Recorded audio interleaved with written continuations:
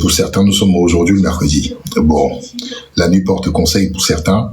Je vais me permettre en tout cas de marquer, en tout cas le pas. Je voulais même aborder aussi l'actualité ivoirienne et l'actualité concernant l'AES. Nous sommes dans un tournant aujourd'hui où nul ne peut véritablement discuter, s'exprimer, dire ce qui se passe. Et il y a un tournant sur lequel on pourra aborder sur divers plans. Il y a le cas déjà de ce discours mémorable que je vais écouter avec vous pour pouvoir l'analyser avec ma propre perception, parce que je sais que quand le capitaine Ibrahim Traoré s'exprime, c'est beaucoup de choses. Mais il y a au-delà de cela le symbole déjà dans ce qui se passe. J'ai lu comme ça l'intervention d'un Ivoirien, Jean-Luc Conan, qui est de droite, précisément par ses écrits, et qui a dit quelque chose de très important. Que l'on veuille ou pas, l'AES aujourd'hui tend vers ce qu'on appelle la souveraineté. La mise en place de cette banque d'investissement du Sahel, avec un fonds initial, un capital initial de 500 milliards, prouve qu'aujourd'hui ces trois pays-là sont en train de faire quelque chose que aucun pays véritablement au sein de l'espace UEMOA a pu faire. C'est-à-dire avoir la propre maîtrise de tout ce qu'on a de potentiellement riche en termes de sous-sol. S'il n'avait pas cela aujourd'hui, il n'aurait pas mis en place en fait d'accord cette banque d'investissement. C'est un fait. Il y a aussi la télé. La communication, les médias est un atout puissant, ultra puissant. Et aujourd'hui, en main de maître, en moins de 2 ans, l'AES a réussi à avoir un outil de médias puissant. Et que l'on veuille ou pas. Avis aux détracteurs, il faudra vous en prendre sincèrement à vos leaders, vos acteurs politiques. Pourquoi la CEDEAO n'a pas eu cette intuition? Mais on va écouter son discours et à partir de ce moment, je pourrai aller point par rapport à ce que j'ai reçu. Cela nous intéresse parce que moi je suis d'origine de Côte d'Ivoire et les Ivoiriens aujourd'hui sont dans un tournant ou dans une lenteur ou dans une impasse et pour d'autres dans le développement. C'est deux mondes diamétralement opposés. Nous verrons ce qu'il en est. On va écouter le discours du capitaine Ibrahim Traoré parce que je ne l'ai pas écouté. Je n'ai pas eu le temps, franchement, cette journée de l'écouter. Je vais l'écouter avec vous et je pourrai donner mon point de vue. On est parti. Nous demandons votre soutien, s'il vous plaît. Après la allocutions, nous allons faire la fête jusqu'au matin. Excellence le capitaine Ibrahim Traoré, président du Faso, chef de l'État, président de la Confédération des États du Sahel depuis tout de suite, merci de vous adresser à l'assistance.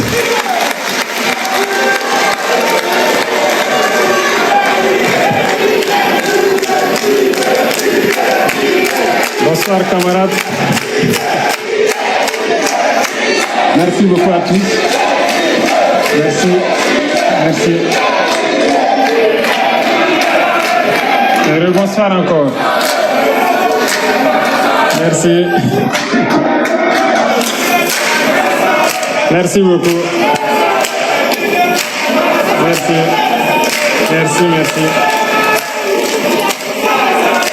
Alors, il faut préciser quelque chose. Nous sommes au Mali et nous ne sommes pas au Burkina. À une seule condition, qu'on nous dise que les propagandistes, ceux que vous voyez partout qui soutiennent l'AES, se sont déplacés de Ouaga pour arriver au Mali. Mais ce qui est quand même fort au niveau de l'AES, des pays de l'AES, c'est que les pays de l'AES, que ce soit au Burkina, au Niger ou au Mali, les populations, en tout cas qui soutiennent l'initiative de l'AES, sont unanimes sur la considération des leaders respectifs. Il est très rare de voir au sein de la CEDEAO, quand une réunion de la CEDEAO est faite dans un des pays, que les chefs d'État, dans leur unanimité, font l'adhésion des populations. D'accord? Ça, c'est quelque chose qu'il faut constater. Ils ont accepté au sein de cette confédération que leurs leaders soient égaux en termes d'accord, de considération et de respect. Et cela fédère déjà, d'accord, ces personnes-là qui sont ensemble dans Donc trois déjà, c'est plusieurs personnes. Chez nous, on n'a pas pour habitude dans nos pays là à vraiment porter nos leaders, d'accord, de part égale, même qu'ils soient 2 ou 3. Donc ce n'est pas possible. Ne dites pas que ne trouvez pas le prétexte pour dire qu'ils sont 3. Au sein de la CEDEAO, vous avez le président Dramani du Ghana, vous avez Ouattara, vous avez le président du Libéria. Vous ne verrez pas cela. Surtout dans un pays autre que leur pays dans lequel ils ont leurs militants. Il faut se poser véritablement cette question-là. C'est ces choses qu'on voit comme ça, mais non. C'est un fait. Écoutons maintenant son discours. Merci beaucoup à tous. Et tout d'abord, je tenais à rendre grâce à Dieu qui a permis que cette journée se passe merveilleusement bien et que je prie que tout le monde puisse rejoindre chez lui en bonne santé après cette deuxième session et que le combat continue. Après cela, c'est un mot de remerciement à l'endroit de nos vaillantes forces combattantes toujours, qui ont compris le sens de notre combat et qui se donnent corps et âme pour que la Confédération puisse continuer d'exister. Enfin, ce qui est intéressant, il y a une prise de conscience. L'AES est dans la réalisation, mais l'AES est dans un combat. Quand il introduit son discours, c'est des remerciements d'abord pour ceux qui sont venus, c'est une marque de respect. Et c'est surtout, d'accord, ne pas appeler à une fête continuelle. Dans la tête, dans l'esprit, en fait, du capitaine Ibrahim Traoré, c'est mener un combat. Il rend hommage d'abord, il dit que le combat continue, mais il rend hommage d'abord aux forces combattantes. Parce que quand on prend l'initiative de sortir, cette initiative de sortir dans ce giron, les habitudes qu'on a depuis fort longtemps, il faut se dire que il faut mener un combat. Et le combat, je suis désolé de vous le dire, mesdames et messieurs, sans sécurité, on ne peut pas prospérer. La prospérité ne peut pas être dissociée de la sécurité. Ces éléments-là vont de pair. Donc revenir là-dessus est un point essentiel et capital aux populations de l'AES, de dire que le combat, il doit être perpétuellement mené si vous voulez connaître le respect, vous voulez connaître la prospérité, vous voulez connaître surtout la stabilité. C'est très, très, très important. D'accord? On continue. Enfin, je remercie la population de l'AES qui a franchement compris pourquoi nous ne devons que compter sur nous-mêmes et pourquoi nous ne devons pas nous apitoyer sur notre sort. Et vous avez fait preuve à travers votre résistance, votre résilience à supporter tous les coups que l'ennemi a bien voulu nous donner dans cette lutte de brise des chaînes de l'esclavage. Merci beaucoup. Et revenant donc à cette deuxième session, je tenais en tout cas du fond du cœur à remercier mon frère ici présent, le général d'armée Assimi Goïta, président de la transition du Mali, pour le travail énorme qui a été abattu durant ce temps depuis la création. Poser les jalons d'une telle confédération n'est pas chose aisée. Et surtout, vous avez tous été témoins de tout. Alors, c'est intéressant aussi parce que nous sommes à la deuxième session, nous étions à la deuxième session et Assimi Goïta a eu à prendre les rênes de la présidence de l'AES sur la première session. Et ils ont aujourd'hui posé les jalons. C'est une année de travail. Une année de travail, tant dans la politique interne malienne et d'accord dans le fait de poser les jalons de l'AES. D'accord, cette confédération, d'accord, des États du Sahel, c'était vraiment poser les jalons. Et je peux dire que c'est un succès parce que les résultats de cette première année de présidence de l'AES sont visibles. Si des gens discutent avec vous, vous pouvez dire que l'AES a mis en place, d'accord, les forces unies de l'AES, une force unique, une force mobile qui travaille pour les 3 pays. Déjà, c'est un premier élément. Aussi des éléments sur le plan même portuaire, des éléments sur le plan aussi des télécommunications, c'est un fait, c'est là, d'accord, et aussi au niveau de l'aspect financier, ces éléments-là sont là. Donc en une année, ils ont posé des jalons dans plusieurs secteurs et c'est à saluer. Je parle dans le cadre de l'AES et non de l'État du Mali. ils ont posé ces jalons. Donc, ça, c'est à respecter et c'est à féliciter. Il est très rare de voir dans nos organisations sous-régionales mettre des jalons en un an. Ça prend assez de temps. Malgré la présence de plusieurs pays, on voit que le procédé n'est pas aussi rapide et n'est pas aussi productif en termes de résultats. D'autres disent que le nombre fait la force, mais je pense que le nombre avec la volonté de vraiment s'investir peut faire la force. Or, souvent, on constate dans certaines organisations que certains États ne jouent pas forcément franc jeu. Ils ne s'investissent pas à, je dirais pas à 1000%. Il y a certains qui s'investissent, qui raflent le leadership, et puis d'autres derrière suivent. Là, au niveau de l'AES, c'est un dynamisme, et on voit que les actes qui sont posés sont concrets, parce qu'ils sont en train de mettre des choses en place qui, aujourd'hui, pour le bonheur de leur population, est une effectivité. Donc, la première année donne déjà de ses fruits. Écoutons-le. Et tous étaient témoins de tous les défis qui ont été donc posés à nos États respectivement et à la Confédération tout entière. Donc je tenais à le dire encore, merci pour tout le travail abattu, merci pour le sens de l'écoute, merci pour tous les sacrifices consentis et merci surtout à tous nos collaborateurs, les membres du gouvernement, tous les services techniques qui ont vraiment œuvré pour que cette journée soit, qui ont tout fait pour que tous les acquis qui ont été donc à l'ordre du jour aujourd'hui puissent voir le jour. Soyez remerciés une fois de plus et je souhaite que cet esprit de sacrifice, de don de soi puisse continuer parce que le seul objectif que nous avons, c'est le bonheur de nos populations. J'ai accepté avec beaucoup d'humilité et beaucoup d'interpellation donc cette lourde mission qui m'a été confiée. Beaucoup d'interpellations en ce sens que lorsqu'on regarde l'enthousiasme des peuples, nous devons de comprendre le message qui nous est passé, nos chefs d'État. Nous ne devons plus dormir, nous devons continuer le combat, continuer à avancer parce que les peuples aspirent à la paix, les peuples aspirent au développement, les peuples aspirent à vivre heureux chez eux. Pour ce, je tenais à féliciter chaque acteur des trois grands domaines donc, de notre confédération, les acteurs de la défense et de la sécurité, qui ont vraiment fait assez d'efforts pour contenir la menace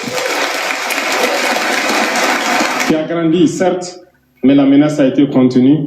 Et vous dire encore d'attacher les ceintures, parce que le lancement de la force doit être suivi d'opérations de grande envergure. Et donc, dans les jours à venir, vous serez encore sollicités pour pouvoir intensifier la lutte. Vous voyez, ce qui est intéressant en fait, Ibrahim Traoré, Assimi Goïta, Abdourahmane Tiani, la force unie de l'AES a vu le jour il y a de cela quelques jours, à peu près 5 jours par là. Il prend le leadership aujourd'hui. Il annonce des actions de grandes envergures. C'est une sorte de force spéciale de l'AES qui a été mise en place. Ces pays-là sont confrontés à ce qu'on appelle des actes terreau-terreau. Et à sa prise d'accord de la présidence, il agit automatiquement sur la défense et la sécurité. Et les couleurs sont annoncées. C'est une présidence qui sera marquée véritablement en fait sur le besoin premier qui est la défense et la sécurité de l'AES. Dire que les Africains ne savent pas en fait combattre contre le terreau-terreau, ce sont des bêtises. Ce sont des bêtises. C'est une question de volonté et de moyens. Aujourd'hui, les moyens sont mis à disposition. Donc, on constate qu'il y a quelque chose qui va se faire. Il y a quelque chose qui va se faire et des choses vont se faire. Et c'est ce qui est intéressant. Donc, prêtons bien l'oreille. Écoutons ce qu'il en est, et puis je reviendrai. Intensifier la lutte. Aux acteurs donc de la diplomatie, je vous félicite, je l'ai déjà fait à Ouagadougou, je vous félicite encore, parce que vous n'avez pas fait que de la diplomatie, vous avez fait de la diplomatie et de la communication. La communication qui est aujourd'hui un maillon stratégique essentiel dans tout le combat que nous menons.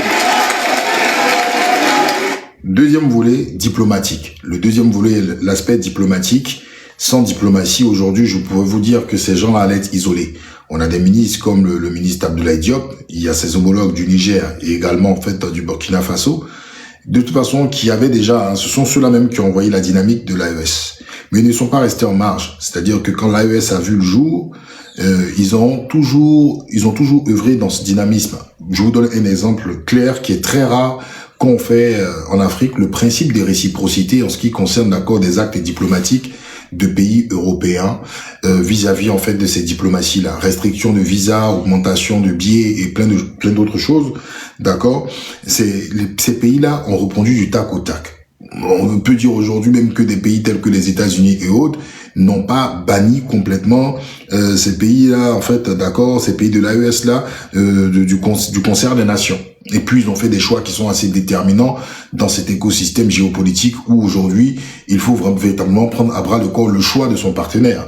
Ils ont tranché, ils sont amis de tout le monde, mais ils ont des préférences en fait aujourd'hui pour certains partenaires qui ne font pas forcément l'affaire du bloc occidental. Et ça c'est le travail d'accord de tous ceux qui sont au four et au moulin au niveau du ministère des Affaires étrangères de cette confédération-là. Merci pour ce combat, merci pour ce sacrifice, merci pour toute la lutte pour faire reconnaître notre confédération à tous les sceptiques qui n'ont pas voulu l'accepter au début. Et continuer ainsi parce que de grands défis nous attendent. Nous avons été intégrés certainement dans certaines organisations, comme le général Tchani l'a dit, inutiles. Nous allons voir comment nous retirer de ces organisations inutiles et nous concentrer sur l'essentiel. Voilà. Donc, en fait, aujourd'hui, ils ne cherchent pas forcément, l'AES ne cherche pas forcément à rentrer dans le concert des nations, c'est-à-dire dans des grandes organisations telles que l'OCDE et autres. C'est-à-dire que eux, aujourd'hui, ils veulent avoir l'utile. D'où, en fait, leur intérêt de se retirer par pays respectifs au sein de la CEDEAO. Parce qu'ils pouvaient aussi, d'accord, être en même temps dans l'AES et être dans la CEDEAO. La CEDEAO ne serait pas contre. Vous voyez ce que je veux dire? Mais ils ont jugé que la CEDEAO n'est pas utile pour eux. Ils ont demandé tout simplement à sortir de cette organisation. Moi, je peux vous dire, je pronostique, je n'ai pas la date, mais ils sortiront également de l'UEMOA. Ils se préparent, ils vont sortir de l'UEMOA. Ça, faut s'y attendre. Ils vont sortir de l'UEMOA parce que pour eux, à partir du moment où ils auront la capacité véritablement de mettre en place tout ce qui concerne leur monnaie, ils ne jugeront pas utile d'y rester, quoi. Et donc, ça, il faut en être sûr. Ils ont un chronogramme, ils ont un objectif. Et là, quand ils parlent, en fait, d'organisation inutile, il faut s'y attendre. L'AES ne voudra pas forcément rentrer au sein de l'OUA, de l'Union africaine. Qu'est-ce que l'Union africaine leur apportera véritablement? Je ne pense pas. Voilà, même si l'Union africaine voit que l'AES aujourd'hui prend du poids et va prendre du poids, l'Union africaine sera contente de le recevoir les bras ouverts en tant que confédération, mais ils ne vont pas courir pour qu'ils aient une reconnaissance. Non, absolument pas. Et j'y pense. Et ça, c'est un questionnement que je me suis toujours posé. Est-ce qu'il était nécessaire pour certains pays de pouvoir entrer dans des organisations qui ne leur sied pas? Ça, c'est une question à titre personnel. Et quand j'entends ce genre de choses, je me dis que certaines choses sont possibles. On continue.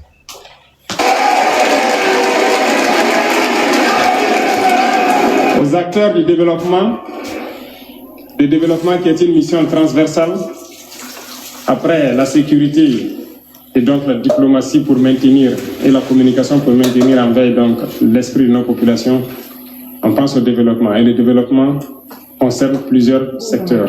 Alors j'invite tout un chacun, dès à présent, à redoubler d'ardeur. Parce que nous nous sommes donné des objectifs et nous avons compris la géopolitique, nous avons compris le monde. Nous ne compterons que sur nous-mêmes a priori. Et ça, il faut que tout le monde l'intègre. Ok, c'est intéressant. Il dit quelque chose de très important. Sécurité, défense, sécurité, diplomatie, communication, développement. Développement à toute échelle. Mais ce développement ne reposera sur aucune puissance. Ce développement ne reposera sur personne si ce n'est que le peuple, d'accord, de l'AES. Si ce n'est que les peuples de l'AES. Et il parle d'une conscience géopolitique. C'est-à-dire que nous irons avec ceux avec lesquels on souhaite compétir, avec les gens avec lesquels on souhaite travailler.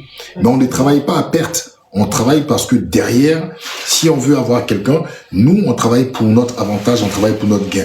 Parce que nos pays, malheureusement, souvent sont dans des coopérations dont on ne voit véritablement pas les fruits en termes de développement. C'est-à-dire que eux, avant toute chose, c'est pas des gens qui vont aller quémander. C'est pas des gens qui vont aller mendier.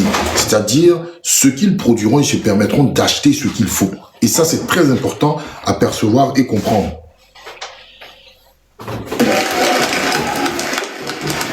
L'autosuffisance alimentaire doit être une réalité dans notre confédération et nous devons nous fixer des objectifs pour cela.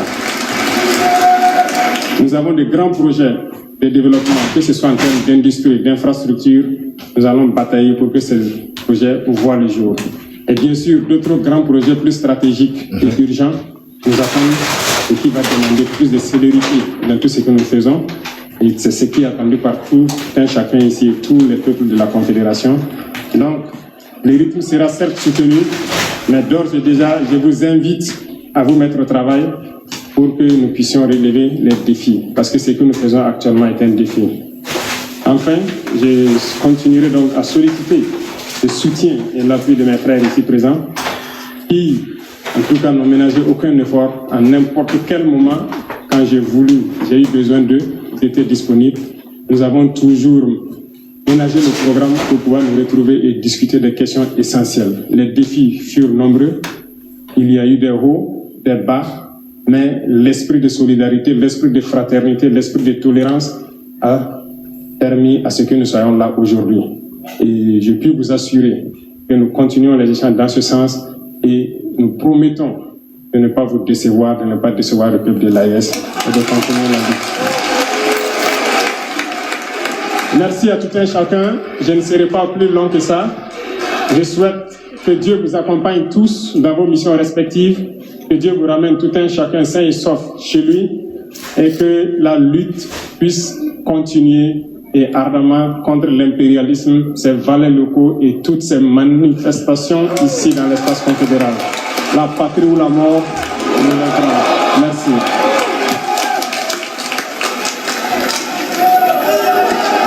Excellence, merci. Merci, s'il vous plaît. Merci.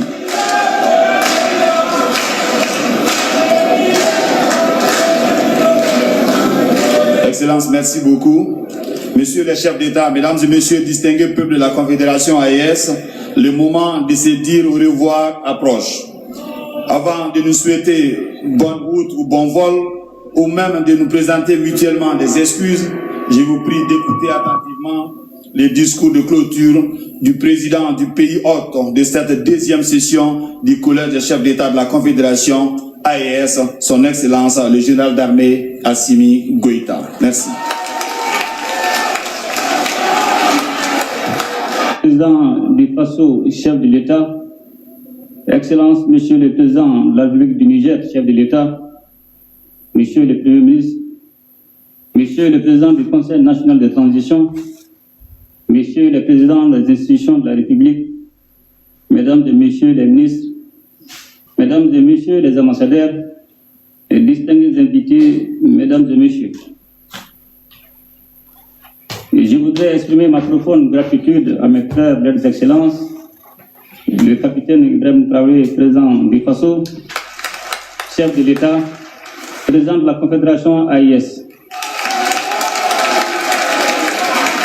et le général d'armée Abdraman Chani, président de la République du Niger,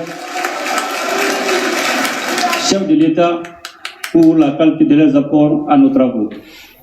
Leur engagement constant, leur analyse pertinente et leurs contributions éclairées ont été déterminants pour le succès de cette session. La richesse de nos échanges nous a permis de revisiter l'ensemble des actions réalisées dans le cadre de la mise en œuvre de la feuille de route de l'an 1 de la Confédération que nous avons définie de manière collégiale et esquissée avec clarté la responsabilité et les perspectives à venir dans le domaine de la défense et de la sécurité, du développement et de la diplomatie, tant au niveau régional qu'international. Je me réjouis de la volonté de son Excellence, le capitaine. Ok. Bon, alors, j'avais un autre point. Donc, interrompre. Ni ala sɔnna ma an bɛ mɔgɔw wele ka na ko hakilina di a ka bi mɔgɔ welelen tuguni an ka jɛmukan fɔlɔ kɔfɛ filanan Président des comptes. hakilina kumabaw fɔ ka ban. Si merveilleux qu'on se retrouve ici à Bamako pour la deuxième session du Collège des chefs d'État de la Confédération AES. Ce phénomène qui a... L'hiver noir arrive. Il serait la prière. Nous allons nous attaquer encore au mot qui lie l'Afrique.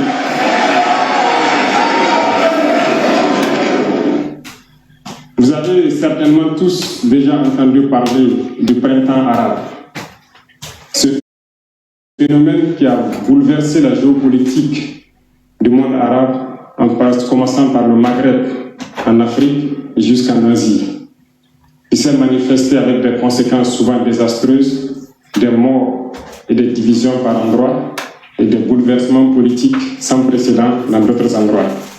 Et je pense que tous les Africains devraient comprendre qu'est-ce que c'est que ce phénomène, d'où il vient, et qu'est-ce qu'il faut faire pour se prémunir d'un tel phénomène. Malheureusement, nous sommes au regret de constater que certains Africains ne se réveillent pas. Et ce que je veux dire... Écoutez très bien. C'est un message, parce que là, le message que je vous ai fait écouter, c'est le message, d'accord, où il a été désigné comme le président de l'AES sur la deuxième session. Ce message-là est en prélude. Le message que je vous fais écouter est un message qui est en prélude, d'accord, de sa désignation. Les gens sont partis rapidement parce qu'ils n'ont pas eu le temps d'écouter. Là, il parle du printemps arabe. Chez certains démocrates, on vous parlera du printemps arabe comme la démocratie qui est venue, d'accord, enlever des dictateurs et autres. Il vous parle de la subtilité du printemps arabe. C'est-à-dire que, je vous dis clairement, moi je vous dis ce qu'il dit. Il y aura, écoutez bien, il y aura un moment où il y aura une vague.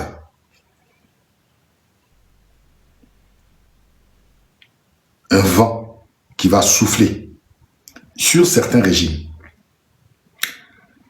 Mais ce vent qui va souffler sur certains régimes, il faudra faire attention. Dans certains pays, ça ne sera pas forcément un vent de liberté, mais ça sera un vent de repositionnement. Je répète, dans certains pays, bientôt, il y aura un vent ou des vents. Mais ces vents ne seront pas forcément des vents de liberté. Ce seront des vents de repositionnement. Et c'est pour cela qu'il fait allusion au printemps arabe. Des régimes comme le régime de Ben Ali, qui n'est pas un super régime, est-ce que vous comprenez, a été balayé dans un contexte. Hosni Moubarak, en ce qui concerne l'Égypte, a été balayé. Les frères musulmans, par le biais de Mohamed Morsi, ont remporté des élections, on les a balayés et Al-Sisi est revenu. Vous voyez? C'est-à-dire qu'on a balayé des semblants de régimes démocratiques qui ne sont pas dans le fond. Et qui les envoie? C'est pour cela qu'il évoque la subtilité du printemps arabe. Ça, c'est beaucoup d'analyses. Vous allez voir des analyses, beaucoup savent ce qu'il en est. Écoutez bien. Mais que ma pensée à moi, mon analyse, c'est qu'il y a quelque chose qui vient sur l'Afrique de l'Ouest, que j'ai appelé l'hiver noir. Vous avez entendu. Il fait allusion, il anticipe dans son analyse. Pourquoi? Nous sommes en géopolitique. Hein. Il faut savoir que nous sommes en géopolitique. Si aujourd'hui l'AES réussit, c'est la mort de la CEDEAO. Et si c'est la mort de la CEDEAO, c'est la mort, bien évidemment, de certains types de dirigeants. Parce que les gens m'ont dit, mais comment ces pays qui ont été toujours des pays du tiers-monde, comment les qualifier? qui n'ont pas d'accès à la mer, ont pu faire ce que vous n'avez pas pu faire, d'accord, institutionnellement et en termes d'autonomie et de souveraineté en un laps de temps. Les populations vont poser ces questions. Ils vont se poser des questions. Ça va susciter de l'interrogation. Et ceux qui parrainent ces organisations-là, ceux qui sont derrière, qui parrainent ces organisations, vont vouloir lutter pour que cela prospère. Est-ce que vous comprenez? Ils vont lutter pour que cela prospère. Donc, qu'est-ce qu'ils feront? Naturellement, les anciens que eux-mêmes ils ont soutenus, ils vont vouloir mettre un vent, un balayage en quelque sorte, pour essayer de donner un jumeau, un clone de ce que l'on voit dans l'AES, sans forcément, d'accord, un clone, d'accord, comme ce qu'on voit dans l'AES, sans forcément dans le fond être de l'AES. Est-ce que vous comprenez ce que je suis en train de dire? Est-ce que vous comprenez ce que je suis en train de dire? Révolution dans révolution. L'hiver, c'est une période. L'hiver, c'est une période très froide. Quand il vous parle de l'hiver, il fait référence à la guerre froide de façon africaine, de façon noire. Je répète, quand il parle de l'hiver noir, l'hiver n'existe pas en Afrique. Mais l'hiver, l'élément qui détermine l'hiver, c'est le froid.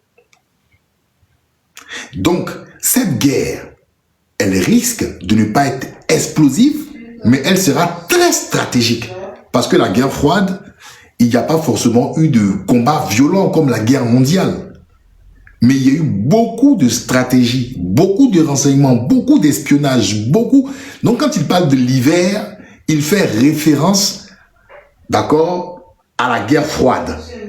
À la guerre froide, l'hiver. La guerre froide, noire, ça va se passer, ça va pas se passer loin, hein. Ça va se passer dans notre zone là, dans notre zone. Ça va se passer sous nos yeux.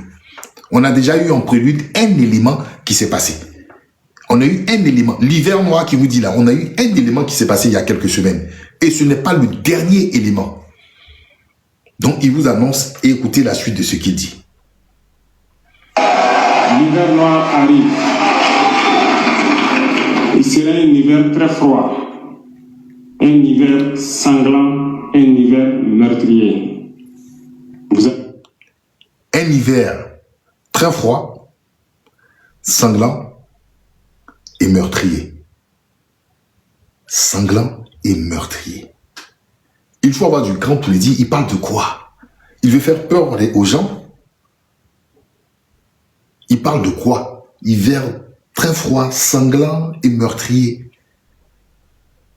Très froid, sanglant et meurtrier. Parce que le Sahel, cet espace-là, sera un endroit où les gens vont lutter jusqu'avec leur dernière énergie pour pouvoir garder ce qui les appartient. Est-ce que vous comprenez? Donc, quand il parle de cela, c'est pour ne pas qu'il y ait de remplaçants. C'est pour ne pas qu'il y ait de remplaçants. Quand on dit quelque chose, c'est pour préparer, pour ne pas qu'il y ait de remplaçants. Mais c'est aussi informer et dire ce que l'on pense à son niveau. Quand vous n'avez rien sous la dent, vous n'avez qu'une dernière proie, vous battez à mort pour pouvoir, d'accord, garder cette proie. Est-ce que vous comprenez? Vous battez à mort pour pouvoir garder cette proie. Est-ce que vous comprenez?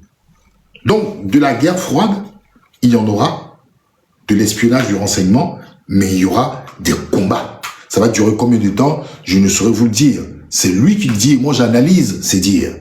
D'accord? Je ne suis pas un diseur de bonne aventure, ni un voyant. Moi j'interprète tout simplement. Vous allez me poser des questions, pourquoi? Eh bien, en fondant la confédération de l'AES, nous avons senti ce froid venir. Et tous les jours que Dieu fait, nous nous évertuons à trouver des troncs d'arbres pour allumer un feu qui va réchauffer le cœur des Africains, un feu qui va réchauffer les mentalités et le sang des Africains pour nous unir autour. Ça, c'est intéressant. L'origine de cet hiver noir là, c'est l'AES. Pour lui, l'origine de cet hiver-là, c'est l'AES. S'il n'y avait pas d'AES, il n'y aurait pas d'hiver noir. Écoutez, c'est très important. En fondant la confédération de l'AES, Attendez. sanglant,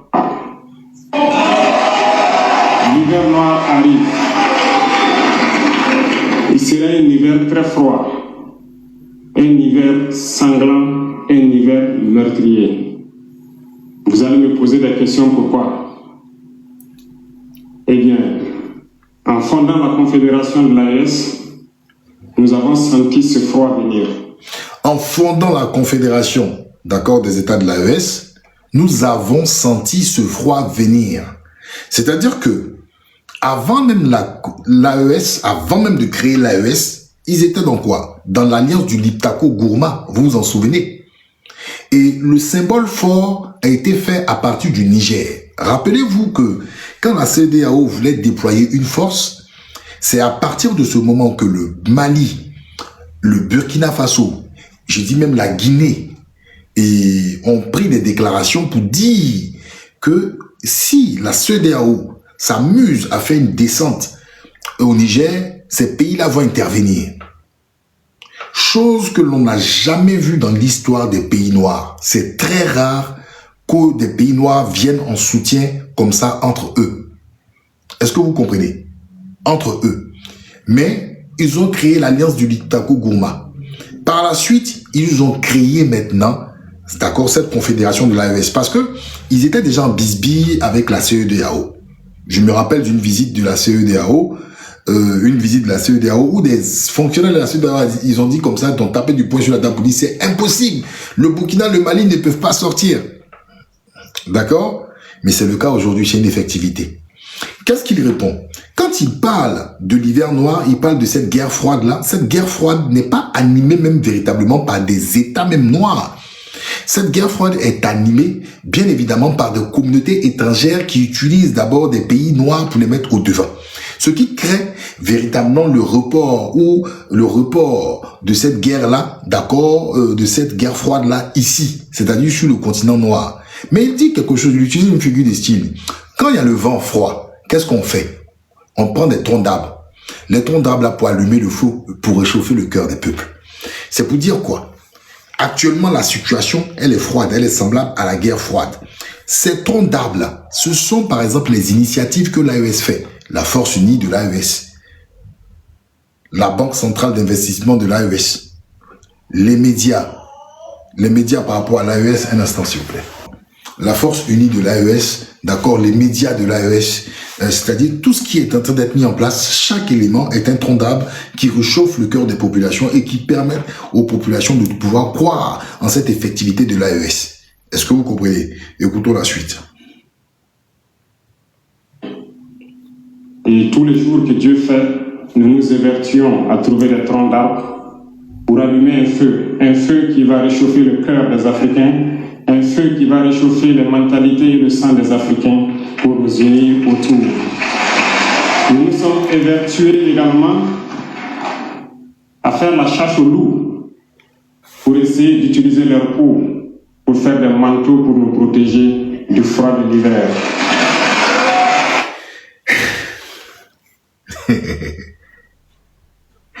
Nous sommes préparés, protégés, d'accord, par rapport à la chasse au loup. Qui est le loup? Le loup est un chien sauvage qui évolue et grandit dans les endroits tempérés. Il n'y a pas de loup en Afrique. Les loups là, ils existent, d'accord, dans les endroits froids, européens et autres. Mais quand il parle du loup, il dit, nous avons acheté, d'accord, aussi des déguisements de loup. Le loup, il est violent. Je vois un commentaire de quelqu'un qui dit, l'AES t'a acheté, pauvre type. Bah, si tu le dis, j'attends d'avoir mon salaire, en tout cas de l'AES, parce qu'ils m'ont pas encore payé. Donc, si tu peux leur passer le message, j'ai un retard, en tout cas mensuel, sur mon salaire. Donc, s'ils me regardent, coucou, je ne suis pas venu, on va négocier mon contrat. Alors, pour revenir, j'étais en train de dire, le loup Le loup, quand il dit nous avons acheté, c'est-à-dire les manteaux de loup pour se travestir, le loup, il est violent. D'accord? Le loup, il est violent. Le loup se déplace en meute. Le loup, il est violent, le loup se déplace en meute. Donc, qu'est-ce que le loup a comme élément de défense? C'est sa violence. Et c'est la meute. On a décidé de se déguiser comme le loup. On a décidé de s'équiper comme les pays là, ces pays que nous voyons aussi en Europe là, qui ont eu leur assise économique si ce n'est que par la force. Personne ne peut me dire historiquement ici qu'aucun pays européen, d'accord, a fait asseoir son hégémonie dans le monde s'il n'y avait pas de force. Le commerce mondial, les échanges mondiaux, tout ce qu'on peut avoir, les investigations, c'est-à-dire les explorateurs et autres, c'est la violence. Ils sont pas venus avec des fleurs. Ils ont toujours eu une industrie militaire, une économie militaire qui précède l'économie. Donc, aujourd'hui, contrairement à ce que nous, pays africains, on pense que c'est avec le cacao, c'est avec le bois, c'est avec les VA qu'on n'arrive pas à transformer, qu'on va arriver. Eux, ils mettent ça de côté. Ils se disent d'abord qu'on ne peut pas avoir de développement, on ne peut pas protéger notre or, on ne peut pas protéger le lithium, on ne peut pas protéger nos ressources si nous n'avons pas les mêmes capacités de défense. C'est pour cela qu'ils parlent du déguisement du loup. Et le loup, il est froid. Le loup n'est pas un animal chaud, il est froid. Donc, ils n'ont pas de complexe à parler d'avions de guerre, à parler de temps. Chez nous, en Afrique, on dit on négocie avec les terroristes. Eux, dans leur langage, l'AES, ils ne négocient pas. Même s'il y a des morts, ils vont continuer. Est-ce que vous comprenez? Donc, je remets pour vous. Un feu qui va réchauffer les mentalités et le sang des Africains pour nous unir autour. Nous nous sommes évertués également à faire la chasse aux loups pour essayer d'utiliser leur peau pour faire des manteaux pour nous protéger du froid de l'hiver. Nous nous sommes évertués à construire des montagnes, des grandes montagnes pour briser le vent de l'hiver qui devrait s'abattre sur nos communautés. Malheureusement, force est de constater que certains Noirs sont là tous les jours à arroser nos troncs d'arbres d'eau fraîche pour qu'ils ne puissent pas brûler. Qui sont les Noirs qui arrosent les troncs d'arbres d'eau fraîche pour ne pas qu'on puisse brûler, pour chauffer le cœur des populations et le sang des populations? D'accord? Qui sont ces Noirs? Mais j'ai déjà donné mon explication, monsieur Étienne Conan-Faveur. Les loups, qui sont-ils les loups? J'ai dit les loups sont d'accord des canidés qui sont dans les zones froides européennes. Ils sont en meute. Et les loups ne se défendent pas avec des bisous. Les loups sont violents. Ils font partie de la catégorie des félins. Et ces loups-là, qui se déplacent en meute là, d'accord? Écoutez, quand ils sont violents, si vous les matérialisez, ce sont les puissances européennes. Est-ce que vous comprenez? Mais les puissances européennes ont quelque chose qu'on n'a pas. Ils ont l'industrie militaire. Mon frère, tu peux lancer un missile? Tu connais le prix d'un missile? Toi, frère, tu connais le prix d'un missile? Tu ne connais pas. Tu sais comment on fabrique un missile? Mais qu'est-ce que toi, tu dois faire si tu n'as pas le secret de l'industrie? C'est de trouver d'abord des partenaires pour avoir déjà une défense. Mais tu ne peux pas te défendre seul. Parce que si tu te défends seul, ceux qui sont autour de toi là, s'ils ne sont pas dans ta vision, ils vont venir prendre de l'eau pour éteindre le tronc d'arbre que tu prends pour chauffer le cœur de tes populations. Donc, tu es obligé d'être aussi en meute. C'est pour ça que l'AES n'est pas seul. C'est 3 pays. Est-ce que vous comprenez? C'est 3 pays. Maintenant, malgré le fait qu'il y ait 3 pays, ils ont des troncs d'arbres. Mais il y a certains qui versent de l'eau sur le tronc d'arbre là pour ne pas qu'il chauffe le cœur des populations. Vous le savez très bien. Il y a certains pays qui, entre guillemets, ont soutenu les terreaux. Je ne cite pas le nom des pays. Chacun fait son analyse. On en a vu même par rapport à la Mauritanie, qui n'ont pas joué franc jeu à partir d'un moment. On a vu des terreaux qui vont dans certains États où les États les pourchassent, mais ne peuvent pas continuer à les pourchasser. Est-ce que c'est un mensonge? C'est un fait. Ce sont ceux-là qui versent l'eau sur le tronc d'arbre. Sinon, on aurait lutté efficacement, de façon collégiale, comme des loups. Parce que les loups sont en meute. L'Union européenne peut être comparée à une meute. Parce que l'Union européenne, c'est plusieurs pays. Quand ils décident de prendre une décision ensemble, ils prennent une décision ensemble. L'OTAN, ce sont des loups. Est-ce que la CEDEAO, là, on est véritablement des loups? On n'est pas des loups, on est loin d'être des loups. Parce que même, on a quelle capacité d'être violent? Si c'est pas seulement dans nos petits pays pauvres on agit, nous on a quoi? On a quelle capacité de dissuasion? Il faut qu'on se dise la vérité. On a quoi?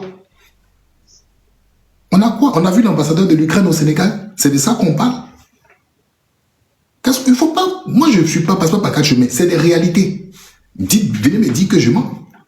Qu'est-ce qu'on a? Ok, on y va. On continue. Se transforme en loup ou font en sorte que nous, chercheurs de loups, nous ne puissions pas surprendre le loup. Ceux qui mettent l'eau dans le bois là, eux aussi se transforment en loups, de telle sorte que nous, qui chassons les loups, on ne puisse pas prendre les vrais loups. Et je vous ai dit, les vrais loups, qui sont-ils? Qui détient la violence dans le monde là? On dit que nous, les Noirs là, on fait des guerres partout. Mais qui sont les plus violents dans ce monde? Qui ont des civilisations de violence? Ça, c'est pas moi qui le dis, c'est Nicolas Sarkozy qui dit de sa bouche. Nicolas Sarkozy dit l'Europe a une civilisation violente et barbare. J'ai dit bien, c'est Nicolas Sarkozy. C'est pas moi qui l'ai dit. Nicolas, il a dit lui de sa bouche. Donc ceux qui sont en train de dire ici que j'ai dit tout n'importe, allez taper sur internet et venez me dire que je suis un menteur. Je vais venir m'excuser devant vous tous. Regardez l'histoire de ce monde. Vous qui pensez que nous sommes les plus violents là, que l'Afrique est la plus violente. L'Afrique a quelle industrie militaire? Mais on nous arrose avec des armes. Donc voilà. Nous voulons construire nos montagnes, ils brisent les cailloux pour que nous ne puissions pas arriver. Pourtant, l'hiver arrive. Et quand l'hiver viendra, devrions-nous permettre à ceux-là qui combattent de venir se protéger avec nos manteaux qu'on a confectionnés, avec les montagnes qu'on a construites pour nous protéger des vents. Vous comprenez ce qu'il dit? Il dit l'hiver arrive. Quand l'hiver arrive, d'accord, qu'ils auront froid, ils viendront où? C'est encore chez nous, ils viendront chercher encore des manteaux pour se protéger. D'accord? Les manteaux, c'est quoi? C'est nos richesses. Quand ils font la guerre là-bas, quand c'est chaud là, c'est où ils viennent encore se réapproprier. C'est encore chez nous. C'est encore chez nous. Ça, c'est pas, il n'y a pas un débat. Il n'y a pas un débat, c'est encore chez nous. C'est encore chez nous. On y va. Ou encore se réchauffer avec nous autour du feu. On se réchauffe avec quoi? L'uranium en passant, d'autres ressources en passant. On se réchauffe avec quoi? L'uranium, le pétrole, d'autres ressources. Qu'il faut qu'on se pose. Qu'adviendra-t-il donc du panafricanisme quand l'hiver viendra? L'hiver viendra parce que la guerre se transporte en Afrique de l'Ouest. Vous avez compris? Les impérialistes. Vous avez compris? L'hiver viendra parce que la guerre se transporte, d'accord? D'accord? Où il a précisé le lieu précis en Afrique de l'Ouest. En Afrique de l'Ouest. Écoutez. Ils font tout pour mettre l'Afrique de l'Ouest à feu et à sang. Mais du sommet de l'État jusqu'à certaines populations, soit nous faisons semblant de ne pas voir venir le danger, ou bien nous sommes nous-mêmes complices de ce qui va arriver. Le chaos pourrait s'installer. Je dis bien pourrait s'installer. Je crois que dans un de mes lives, j'ai dit ça, non? Pour ceux qui me suivent. Je crois sur un live, on m'a invité, un truc comme ça, je crois, j'ai eu à le dire. Mais, et puis il y a quelqu'un qui m'a posé la question, qui m'a dit, Nsan, tu penses que véritablement il y aura une guerre en Afrique de l'Ouest et tout? Et j'ai dit, moi je ne crois pas. Il m'a dit pourquoi? Je dis, je ne pense pas. Et là, c'est intéressant. Quand vous écoutez les propos d'un individu, quand il dit le chaos pourrait s'installer, d'accord, le chaos pourrait s'installer. C'est pas, il n'est pas en train de dire que le chaos va s'installer. Quand on dit pourrait, c'est au conditionnel. Ça peut arriver comme ne pas arriver. Ah, il y a un qui a mis que ça fait 4 jours. Bon, heureusement, il y a des gens qui s'en souviennent. Le chaos pourrait s'installer. Et il précise, il dit pourrait. Écoutez ce qu'il dit ensuite. Où des gens pourraient mourir. Nous allons nous entretuer. de manière tellement atroce. Et pendant ce temps, ils seraient là à piller nos richesses, à imposer leur volonté. C'est pas ce que j'ai dit. C'est pas ce que j'ai dit. C'est-à-dire que s'il y a un conflit frontal, là, il y a un conflit frontal entre nous Africains là, hein, il y a des gens qui seront contents. Et puis, ils vont faire aussi la révolution là, du printemps arabe là. Ceux qui parlent de l'hiver noir, là, du printemps arabe. Là. Ils vont installer des gars fantoches, mais ils vont pouvoir continuer de bouffer. Ils vont continuer de bouffer. Mais c'est nous, on va se manger la gueule. Et en plus, il y a des choses que je peux pas vous dire. Même au niveau de la démographie, le vrai défi de l'Afrique, des pays africains, la plupart des pays africains aujourd'hui que vous voyez, les populations les plus nombreuses sont lesquelles? Les populations les plus nombreuses sont jeunes. Donc imaginez dans un conflit, le nombre de jeunes qui vont truc. Mais ça va jouer encore, d'accord, même sur les bras valides ou même plus le développement qu'on doit avoir. Parce qu'on a des continents qui sont vieillissants. Donc, si des jeunes encore sont rasés, bien évidemment, ça sera un continent encore que, voilà, on pourra bien encore en profiter. D'accord? Donc, il faut comprendre la pertinence et la profondeur de ce qui est dit. Et ceux qui vont survivre de cette tragédie n'auront que deux choix. Soit s'unir pour toujours contre l'impérialisme ou se résumer à être des esclaves jusqu'à disparaître. Donc, ça veut dire que s'il y a combat, les pays de l'AES là, d'accord, ils vont aller jusqu'au bout. C'est soit ils gagnent, ou soit ils perdent, et on est dans une continuité. Mais s'ils gagnent, c'est un changement complètement radical. C'est ce qui est en train d'être dit ici. Il faut donc se prémunir de l'hiver noir qui vient. Nous ne pouvons pas comprendre que les Noirs en Afrique de l'Ouest ici prient Dieu que les terroristes tuent des populations noires. Ça existait ou pas? Est-ce que vous avez vu des Africains qui étaient heureux que des terreaux attaquent d'autres gens? Moi, je veux comprendre. Ça existait ou pas? Oui ou non? Ok, donc on continue, ça existait. Voilà. Nous ne pouvons pas comprendre que des chefs d'État lâches se cachent derrière des médias, soi-disant médias, pour décourager, insulter, activer la haine entre les populations. Ça existait, selon vous?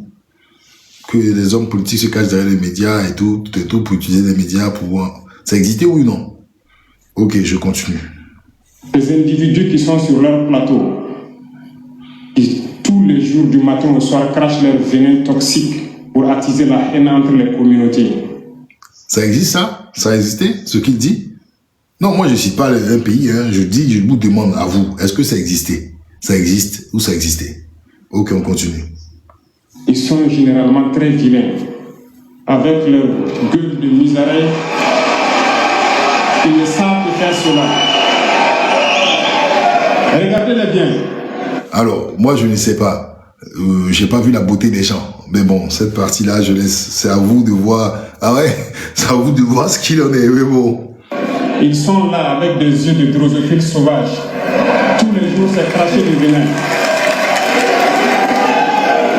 Ils cherchent à diviser les communautés. Sur les réseaux sociaux, ils sont là et ils sont nombreux. Pourquoi est-ce que nous, Noirs, cherchons à cultiver la haine entre nous? Et par hypocrisie, on se dit frère. Il faut que nous puissions nous dire la vérité de manière très crue, quitte à ce que ça vexe, on va s'excuser, mais il faut que nous nous réveillons. Pourquoi est-ce que le noir est comme ça? Pourquoi est-ce que nous ne pouvons pas voir le danger venir, nous unir et nous prémunir? Pourquoi est-ce qu'il faut que par nos comportements, nous allions affronter ces dangers qui risquent de nous décimer? Mais d'autres ont fermé les oreilles, ils font semblant de ne pas entendre la politique de l'Autriche. Des peuples se complaisent dans la colonisation. Ils aiment cette domination. À peine s'ils... C'est vrai ce qu'il dit. Est-ce qu'il y a des peuples qui se complaisent dans la colonisation? Il y a des peuples qui aiment la domination. Moi, je vous pose la question. Est-ce que c'est le cas? Je ne vais pas faire de jugement des gens. Ah bon, je vois bien sûr. Ok, oui, je continue. n'appelle pas les impérialistes, venez nous coloniser, nous aimons être vos esclaves. Nous nous posons souvent des questions lorsqu'on voit les réactions. Ces pseudo-intellectuels décérébrés, ils sont là à longueur de journée à entamer des débats en toute indignité, en toute malhonnêteté, comme s'ils ne voient pas la réalité des exemples. Là, je suis à 100% d'accord avec lui. J'ai toujours dit que les intellectuels, les intellectuels africains, moi, je ne suis pas un. Mais quand j'écoute les intellectuels africains, je pense que ce sont une grande partie les responsables de notre malheur. Ça, oui, les réseaux sociaux sont surveillés, d'accord, mais moi, je n'ai rien dit de grave. Je ne fais qu'analyser ce qui est dit, même si ce que je suis en train de dire, moi, je parle de sur mon point de vue personnel. Les réseaux sociaux sont surveillés, oui, mais qu'est-ce que j'ai dit de grave? C'est un discours que j'analyse, tout simplement. Maintenant, je pose la question aux uns ou aux autres, qu'est-ce que vous en pensez? Parce que je n'ai pas le point de vue de tout le monde, d'accord? Je vois pas ce qu'il y a. Non, alors, faut pas paniquer. Je dis rien de grave. Présente à nous. Il y a plein d'exemples. Lorsque la démocratie fait certaines choses contraires aux règles même qu'elle s'est fixées, ils ferment les yeux là-dessus. Mais ils sont prompts à nous... Lorsque la démocratie, certaines règles sont enfreintes, un instant s'il vous plaît.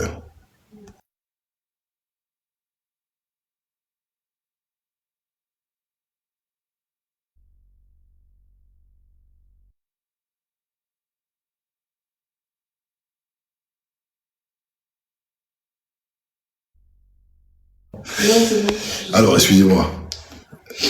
Donc, il y a quelqu'un qui me demande, je suis où actuellement? Je suis chez moi à la maison.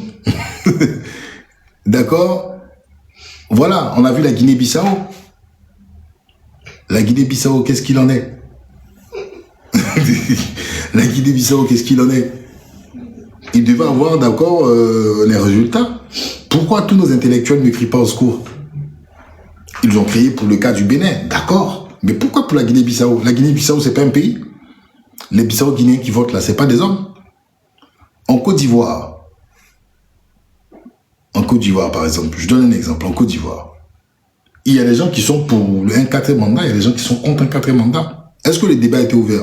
Vous avez déjà vu la CEDEAO, d'accord, ouvrir le débat là-dessus pour voir qu'est-ce qu'il en est? Vous avez vu la CEDEAO? Montrez-moi un débat de la CEDEAO. Où la CEDEAO dit, oui, bon voilà, les populations, c'est la communauté économique des États, hein, c'est pour les peuples. C'est pour les peuples. Quand la CEDEAO parle, là, ils vont rencontrer, saluer les politiciens un à un. On nous dit rien de bon, on fait des communiqués qu'on ne comprend rien. Mais pourquoi nos intellectuels, là, qui aiment tant la liberté et la démocratie, là, ne s'expriment pas, ne parlent pas? On a vu, pour le Bénin, moi, je suis d'accord, vous avez crié partout. Mais la Guinée-Bissau, là, c'est un pays qui est membre de la CEDEAO. Hein? Voilà. Où sont nos intellectuels? 2 poids, 2 mesures. Élection Côte d'Ivoire, ouh, tout le monde ferme les yeux. Tout le monde ferme les yeux. Ouh. Non, il n'y a rien à voir à circuler. C'est de ça qu'il s'agit. C'est de ça qu'il s'agit. Je préfère quelqu'un qui dit qu'il n'est pas dans le prisme de la démocratie. Il fait ce qu'il a à faire, que quelqu'un qui dit qu'elle est dans la démocratie, mais qui se tait où il faut parler. Je n'ai pas de point de vue à donner sur les analyses. Vous m'avez déjà vu à donner mon point de vue sur les analyses de quelqu'un qui fait ses vidéos. Pardon. Vous ne faites pas que je tende le bâton pour qu'on me tape. Je pense absolument rien. Mais ils sont prompts à nous appeler juntes ou putschistes. Mais soyez sûrs d'une chose. Nous sommes unis et nous resterons unis. Et nous devons ouvrir les yeux. L'AES va évoluer. Tout n'est pas forcément rose. Tout ne peut pas aller au rythme que nous souhaitons. Mais nous avançons sereinement et nous allons arriver à notre objectif. Et quand viendra l'hiver, si il faille que nous passions par l'hiver pour être libres, pour être unis, nous prions Dieu qu'il en soit ainsi et qu'il protège nos populations. Là, c'est clair, c'est une déclaration pour dire que les gars sont sur le pied de guerre. Ah ouais. Ça, c'est clair. Il répond en même temps aux détracteurs de l'AES et il dit clairement, si l'hiver arrive et on doit passer par l'hiver, on est prêt.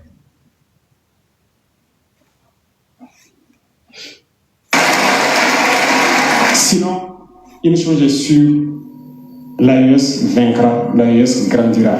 Restez sereins parce que nous avons confiance en nous. Attention.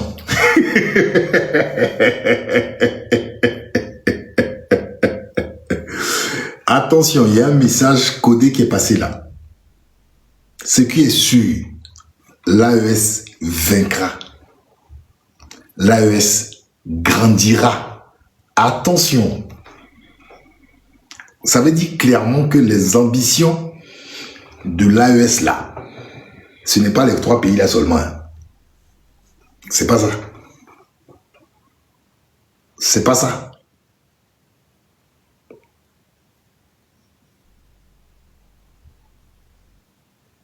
Mais c'est logique, hein. Moi, je vous dis quelque chose, c'est logique. C'est vrai que beaucoup... En fait, le vrai problème, en fait, en Afrique, et je pense dans les pays noirs, où les pays même ont la couleur de peau noire, si vous êtes un pays noir, dans une zone bien donnée, vous signez des accords avec les puissants, ils peuvent vous laisser prospérer. Ce qu'on n'aime pas et ce qu'on craint dans ce monde, c'est les unions vraies. Je ne parle pas des unions de CEDEAO, de l'Union africaine, là, ça c'est des trucs des pacotilles, ça. D'accord? Mais les unions vraies, c'est un danger pour les grands ensembles. Parce que, en fait, le monde, c'est des grands ensembles. Le monde, là, c'est des grands ensembles. Et les gens n'aiment pas les grands ensembles. Et surtout, avec les pays noirs. Vous savez, à partir du moment où l'argent, on voit que vous avez une capacité financière qui risque de vous rendre autonome, il y a de fortes chances que vous soyez traqué. On vous rappelez de Muammar Kadhafi, hein? Vous rappelez de Kadhafi? Vous rappelez de Kadhafi? Pour la Libye seule. Une ambition pour le continent, sur un aspect monétaire. Vous vous en souvenez? Vous vous en souvenez?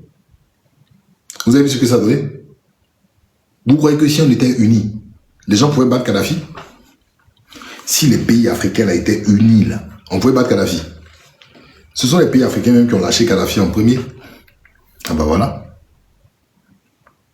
Donc l'AES là, ce n'est pas bon, ça dérange. Confiance à nos populations. Nous avons confiance en vous, que vous compreniez qu'aucune manipulation ne peut aujourd'hui nous diviser entre nous. Aucune manipulation ne peut nous amener à haïr d'autres personnes. Et ça, il rassure les populations. Et c'est ce que je vous disais. Ce qu'ils ont réussi à faire, c'est très difficile de trouver cela dans nos pays noirs. C'est-à-dire avoir 3 leaders, 3 styles qui sont complémentaires et qui sont appréciés par ceux qui les soutiennent, en tout cas à la même échelle. Vous n'allez jamais voir des gens venir ici s'exposer, disent qu'ils n'aiment pas Tiani au détriment d'Ibé par rapport à Assimi Goïta. Jamais. C'est-à-dire, il y a une complémentarité, je ne sais pas comment ils ont fait, mais pour une première fois chez les Noirs, on accepte un leader, quel que soit son pays, au même titre que son leader. Parce qu'ils ont une vision. Pour ceux qui soutiennent l'AES. Parce que logiquement, il y a des gens qui n'aiment pas l'AES. C'est leur droit. D'accord? Donc, il est très difficile de pouvoir, en fait, vous introduire, d'accord, au fin fond pour essayer de lézarder le truc. Aucune manipulation ne doit nous amener à riposter d'une manière violente physique face à ces individus qui n'ont absolument rien compris. Restez sereins, ne ripostez pas physiquement, nous riposterons par la communication jusqu'à ce qu'ils changent eux-mêmes de mode d'action et nous allons aussi riposter en fonction du mode d'action. Ah. Donc là, pour l'instant, la guerre, elle est communicationnelle. Et je comprends pourquoi elle a parlé de certaines personnes dans les médias. La guerre, là, elle est communicationnelle. D'où la réponse par rapport à l'AES, le média de l'AES qu'ils ont mis en place. Parce qu'ils vont attaquer, ils vont riposter aussi sur le plan communicationnel. On attend de voir ce que ça va donner, c'est intéressant. Et il dit, ménagez vos forces. Pour l'instant, soyez outillés sur l'aspect communicationnel. Un moment viendra où peut-être ça montera en grade ou je ne sais quoi. Mais c'est des gens, je pense que dans son discours, il anticipe, il prépare. Et aujourd'hui, ils sont venus inaugurer le média de l'AES, c'est la première réponse. Dieu vous protège tous, toutes les populations de l'AES. Dieu vous accompagne tous dans vos objectifs. Et Dieu qui est si juste, se bat pour ceux qui se battent. Nous nous battons, nous sommes une population résiliente, la plus résiliente de la sous-région. Personne n'aurait cru que vous pouvez supporter ce que vous êtes en train de vivre. Nous allons vaincre le terrorisme, nous allons nous développer et nous allons nous affirmer. Nous allons avoir notre place dans le concert du monde. Que Dieu bénisse l'AES, que Dieu bénisse notre population résiliente et résistante, que Dieu nous unisse davantage, la patrie ou la mort.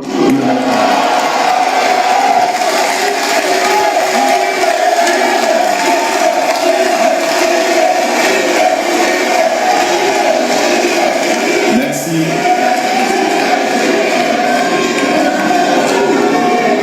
Merci. Excellence, merci pour cette... Bon, qu'est-ce que je peux rajouter d'autre? Si ce n'est que assister à un grand moment, un tournant de l'histoire. J'aurais pas pensé, en tout cas, à cette époque-là de ma modeste vie, assister à ce genre de choses. Et j'aimerais juste répondre, en tout cas, à ces personnes qui parlent de populisme. Le populisme, vous savez, vous utilisez souvent des expressions, des formes d'expression dont vous ne maîtrisez pas. D'accord? Le populisme n'est pas un mot qui cloue au pilori un individu. D'accord? Même quand on parle de la propagande, il faut savoir que même dans les organisations que vous admirez, même aux États-Unis, au sein de la Maison Blanche, il y a des gens qui font de la propagande pro-Trump. Donc il faut faire attention à ce que vous dites. Je peux vous croire quand vous parlez de populisme, d'accord, et s'il n'y a que des mots où il n'y a pas d'acte qui est posé. Il y a de cela 1 an, vous étiez en train de dire que le Burkina Faso allait être effacé. Jusqu'à aujourd'hui, le Burkina est là. Il y a 2 mois, Bamako serait pris. Jusqu'à présent, Bamako est là. Alors, qui dois-je croire? Vous ou ceux qui sont sur le terrain? C'est la question que je me pose. Mais, à ma grande surprise, la banque d'investissement, d'accord, de l'AES a fait ce qu'il fallait faire. Vous avez des banques qui vivent depuis les années 70. En tant que capital initial, on ne sait pas combien vous avez mis. En 1 an, des gens font, d'accord, des choses qui changent. Qu'est-ce qui se passe? Pourquoi? Pourquoi en fait? Pourquoi? Ah, eux, c'est 10 milliards. Ben voilà. Je vous ai dit, il est impossible pour un pays qui ne maîtrise pas sa sécurité d'être développé. Ça, on n'a pas besoin d'être... je sais pas, on n'a pas besoin de faire Bac+5 pour comprendre cela. Mais c'est ce que je suis en train de dire. Votre question est intéressante, monsieur. Pourquoi sont-ils dans le CFA? Parce que dans le CFA, pour le moment, ils sont en train de se préparer à sortir. Le CFA, c'est pas vous qui avez décidé de les intégrer. C'est eux qui ont intégré le CFA. Donc, ils sortent s'ils veulent. Maintenant, si vous ne voulez pas qu'ils soient d'accord dans le CFA, chassez-les. De la même manière, vous posez la question. Pourquoi sont-ils dans le CFA? Posez-vous la question aussi à l'UEMOA. Pourquoi l'UEMOA ne se débarrasserait pas d'eux? Parce qu'apparemment, il y a un pays qui est très puissant qui s'appelle la Côte d'Ivoire qui peut payer en fait tous les pays d'Afrique de l'Ouest, non? Donc, chassez-les. Pour voir comment ils sont pauvres. Puisqu'ils ne représentent rien. Pourquoi vous ne les faites pas? De la même manière, vous dites pourquoi ils sont dans les CFA. Demandez-leur vous-même en fait qu'ils sortent du CFA. Pourquoi vous ne les faites pas? Non, monsieur. Monsieur Soro, vous dites tout ce que je soutiens, c'est cool. Absolument pas. Je suis originaire de la Côte d'Ivoire. Je vais vous dire quelque chose. Je suis contre le 4e mandat. Moi, je ne cache pas mon visage. Mais je vais vous dire quelque chose. Il n'y a rien qui s'est écroulé pour moi. Vous savez pourquoi? Parce que je suis pour le peuple. Vous êtes d'accord pour des personnes qui ont peut-être qui ont un système derrière eux. Ce système-là est avec nous depuis 1960. Cher ami Soro, je vais vous parler clairement. On vient de la Côte d'Ivoire. Il y a une seule puissance depuis 1960 jusqu'à maintenant qui est avec nous en Côte d'Ivoire. Dites-nous qu'est-ce qu'ils nous ont apporté. Attendez, il va répondre. Qu'est-ce que, véritablement, je ne suis pas contre la France. Je parle du peuple français. Mais le système politique, là, en termes de coopération, là, avec la Côte d'Ivoire, ils nous ont apporté quoi? Le système politique, là, qu'est-ce qu'ils nous ont apporté, nous, en Côte d'Ivoire? Vous me répondez, moi, je vais vous répondre, qu'est-ce qu'ils nous ont fait de mal? Et puis vous allez voir, répondez-moi. Non, on ne fait pas en toute liberté. J'ai des amis français, hein. qui sont très haut placés, M. Soro. Ça, c'est TikTok. TikTok, là, c'est du virtuel. Hein. Mais quand je sors de chez moi, là, j'ai des amis français qui sont très haut placés. Ils sont très haut placés. Mais je ne change pas d'identité ni de verbe hein, quand je suis en face d'eux. Hein. Moi, je parle, j'ai le franc-parler. Répondez-moi. Sinon, moi, je suis contre le 4e mandat. Et le 4e mandat, c'est l'affaire du peuple. Ce n'est pas l'affaire d'un homme politique. Si un homme politique en Côte d'Ivoire vous dit que le 4e mandat, là, c'est son affaire, c'est qu'on n'est plus en démocratie. Parce que ma constitution dit qu'il n'y a pas 4e mandat. Bon, vous dites quoi? Mais ça, le 4e mandat tient pourquoi? Répondez-moi. Pourquoi le 4e mandat tient? C'est là, on s'en va. Pourquoi le 4e mandat tient? Répondez-moi, M. Soro. Pourquoi et comment le 4e mandat tient? Pourquoi et comment le 4e mandat tient? Vous êtes sûr que s'il n'y avait pas 44 000 soldats là, le 4e mandat allait tenir? S'il n'y avait pas 44 000 soldats autour de la Côte d'Ivoire, si on n'attrapait pas les gens là, hein, parce que la population est d'accord, ok, c'est la population de Côte d'Ivoire qui a voté dans son ensemble, ou bien en grande partie ils ont voté? C'est une question que vous posez. Non, dans ce cas-là, pourquoi il y a 1300, il y a près de plus de 1000 emprisonnés? Une élection, c'est un moment de joie où chacun va mettre son bulletin dans l'isoloir pour désigner celui qu'il veut, selon son programme. Pourquoi chez nous, il y a 1000 emprisonnés? Est-ce que chez nous, là, on est des putschistes? Chez les putschistes, même là-bas, ils ne mettent pas 1300 personnes. Les 44 000 représentent la République, d'accord? Je suis d'accord. C'est nous qui les payons. Mais j'ai dit, 3000 prisonniers. J'ai dit, pourquoi il y a eu 3000 prisonniers?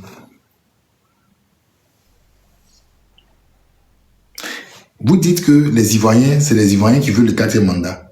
Mais les Ivoiriens, là, c'est 50%. C'est 50%. Vous êtes sûr que les Ivoiriens qui veulent que leur pays se développe, qu'il y ait du changement, là, ils sont seulement 50%. Vous êtes sûr? Ceux qui veulent que la Côte d'Ivoire se développe, change là, ils sont que 50%. Donc il y a 50% qui ne veulent rien. Les autres là, ils sont là, ils mangent comme des oiseaux. Ils dorment comme des oiseaux. Ah.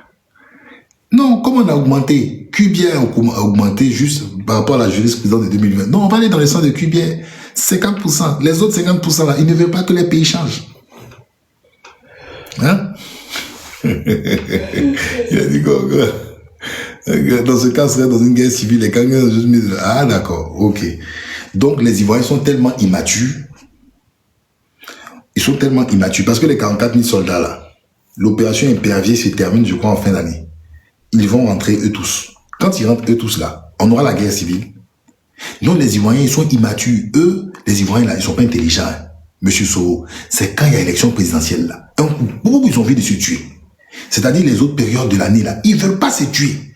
Mais quand il y a élection présidentielle là, c'est là ils veulent se tuer. Ah!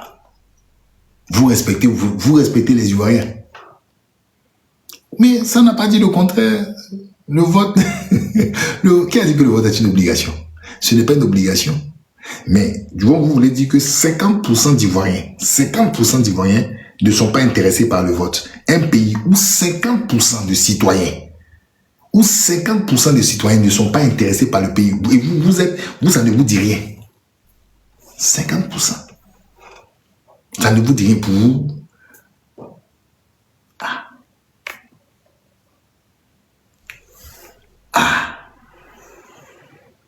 Il y a problème. Donc vous voyez que vous n'êtes pas mieux. Vous voyez, M. Soro, vous n'êtes pas mieux que ces pays que vous étiez en train de critiquer. Vous êtes très loin d'être mieux. Et le vrai défi de l'Afrique, c'est ça, monsieur. Est-ce que vous comprenez? Le vrai défi de l'Afrique, c'est ça. Que les populations s'intéressent à la chose publique, aux élections, qu'ils aient confiance en leurs institutions et surtout qu'ils aient une maîtrise de ce qu'ils ont et ce qu'ils possèdent. Parce que nous parlons tous ici, hein, mais nous sommes tous des gens de pays pauvres. On est d'accord, M. Soro? Vous reconnaissez que votre pays il est pauvre, tout autant que les pays de l'AES. Et notre réel défi, d'accord, c'est de pouvoir connaître un jour le développement. Si vous étiez, vous, monsieur Soro, d'accord, il y a qui dit, je suis très malhonnête. Si vous, monsieur Soro, vous étiez d'un pays riche, vous nous donnez vous nous donnez des conseils, je peux prendre. Mais on est des pays pauvres. Ah ça, je suis désolé de vous le dire. Nous sommes des pays pauvres. Sam dit, je suis malhonnête. Peut-être, mais au moins tu reconnais que nous sommes pauvres. Oui ou non, Sam? Tu reconnais qu'on est pauvre. On n'est pas pauvre, Sam? On est pauvre, oui ou non? Non, j'ai dit... Réponds-moi par oui ou par non. La Côte d'Ivoire est un pays pauvre, oui ou non? Sam, je n'ai pas dit que ça, moi, en fait, le classement des derniers ne m'intéresse pas. Sam, nous sommes pauvres ou pas? Bon, il ne veut pas me répondre. Avec ça, tu me dis, je suis plus malhonnête. Je sais qu'il était un avatar, mais ça ne me gêne pas. C'est un homme qui est derrière. Nous n'aime pas qu'on applique les... Quelle méthode de l'AES? Mais méthode de l'AES, vous avez appliqué sur 4e mandat, là, et tu dis qu'il n'aime pas truc. Donc, voilà, c'est... Non, j'ai fini mon analyse. Alors, il y a qui souhaitait monter? Moi, j'ai terminé mon analyse, mais bon...